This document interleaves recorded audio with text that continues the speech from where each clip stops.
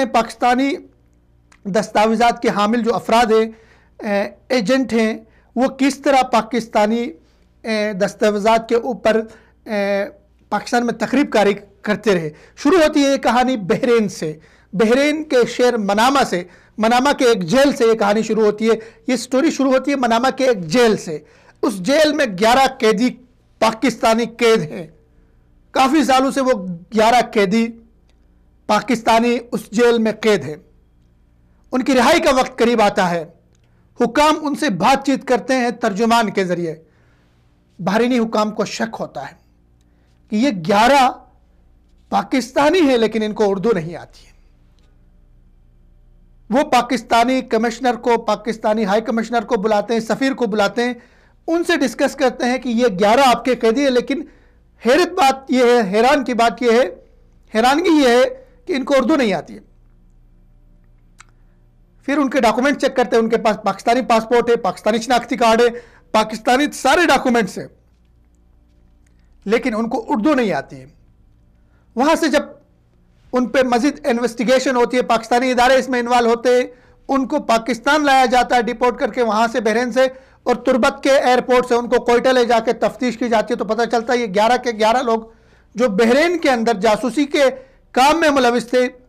یہ پاکستانی نہیں تھے، لیکن پاکستانی دستاویزات لے کر، پاکستانی شناختی کارڈ لے کر، پاکستانی پاسپورٹ لے کر بحرین میں داخل ہوئے تھے اور بحرین میں جاسوسی کا کام کرتے تھے۔ ان کی جاسوسی کے کام کو لے کر، ان کی اس ایکٹیویٹی کو لے کر، ان کی سرگرمیوں کو لے کر بحرین اور پاکستان کے تعلقات میں سرد مہر نظر آئی تھی۔ رکھنا پڑا تھا، پاکستان کو ویزے نہیں دے رہا تھا بحرین نے پاکستان کو ویزے دینے بند کیا تھا، چونکہ پاکستانی پاسپورٹ پہ، پاکستانی شناختی کارڈ پہ، پاکستانی ڈاکومنٹس پہ یہ لوگ جا کے بحرین میں جاسوسی کا کام کر رہے تھے۔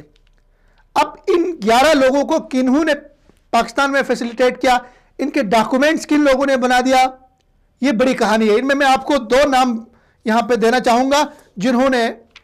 غداری کی اپنے ملک سے، جنہوں نے ان کو فیسیلیٹیٹ کیا، جنہوں نے ان کے ڈاکومنٹس بنا کے دے دیے، جنہوں نے میر جعفر کا، میر صادق کا پاکستان میں رہتے ہوئے کردار ادا کیا اور پاکستان کے اندر سے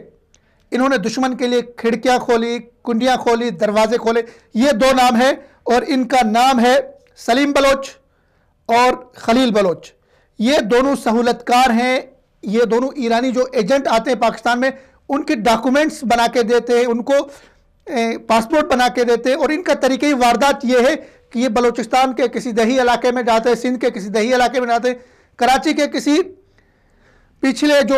دیہات ہیں ان دیہاتوں میں جاتے ہیں، وہاں جا کے جو کچی آبادیاں ہیں وہاں پہ کسی سے ان ایرانیوں کی رشتہ داری نکلواتے ہیں، ان کے فیملی ممبرز میں ان کو شامل کرتے ہیں، ان کے خاندانوں میں شامل کر کے ان کے ڈاکومنٹس بناتے ہیں۔ اب یہ جو سلیم بلوچ ہے، ان کے میرے پاس کارڈ نمبر، شناختی کارڈ نمبر بھی میرے سامنے پڑا ہے سلیم بلوچ کا، اور یہ کلفٹن کراچی کے علاقے میں کروڑوں کی اس کی کوٹھی ہے۔ یہ اپنے ملک کی عزت بیچ کے، ملک کا امن بیچ کے، ملک کا ضمیر بیچ کے، ملک کے ساتھ سودا کر کے، مٹی کے ساتھ سودا کر کے اس نے کروڑوں کی جائیداد بنائی، اور کراچی کے علاقے کلفٹن میں اس کی کوٹھی موجود ہے، اور اس کا شناختی کارڈ نمبر ہے 423017908161۔ یہ اس کا شناختی کارڈ ہے سلیم بلوچ کا۔ اور خلیل بلوچ، یہ 2 سہولت کار ہیں، پاکستانی سیکیورٹی اداروں کو، پاکستانی خفیہ اداروں کو، پاکستانی انٹیلیجنس کو، ان دونوں کی تلاش ہے، ان دونوں کو تلاش کر رہی ہے پاکستان کی ایجنسیاں، کیونکہ انہوں نے ایران سے آنے والے جاسوسوں کو، ایران سے آنے والے جو ایجنٹ تھے ان کو فیسیلیٹیٹ کیا، ان کے ڈاکومنٹس بنا کے دیے ہیں۔ اور یہ 1-2 لوگ نہیں ہے، یہ صرف 11 لوگ پکڑے گئے، اور ان 11 کے پکڑنے کے بعد ایسے سینکڑوں افراد کے نام سامنے آئے جنہوں نے پاکستان سے جعلی ڈاکومنٹس نکالے ہیں، اور جعلی ڈاکومنٹس نکالنے کے بعد پاکستان کے شناختی کارڈ کے اوپر کچھ یورپ چلے گئے ہیں، کچھ عرب ممالک میں جا کے وہاں جاسوسی کا کام کرتے ہیں۔ اب اس کا پاکستان پہ کیا اثر پڑے گا کہ وہ پاکستانی پاسپورٹ کو لے کر، پاکستانی شناختی کارڈز کو لے کر، پاکستانی ڈاکومنٹس کو لے کر ان ملکوں میں جا کے تخریبی کارروائیاں کریں گے، ان ملکوں کے امن کو چیلنج کریں گے، ان ملکوں میں عدم استحکام لانے کی کوشش جب کریں گے تو اس کی بدنامی جو ہوگی وہ پاکستان کی بدنامی ہوگی، نام پاکستان کا بدنام ہوگا، چونکہ پاکستان کا شناختی کارڈ استعمال ہوا ہے، پاکستان کا پاسپورٹ استعمال ہوا ہے، پاکستان کا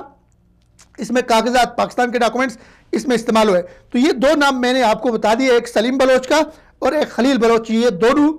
وہ غدار وطن تھے, وہ ایجنٹ تھے جو ایرانیوں کو یہاں فیسیلیٹیٹ کر رہے تھے. ان کے شناختی کارڈز, ان کے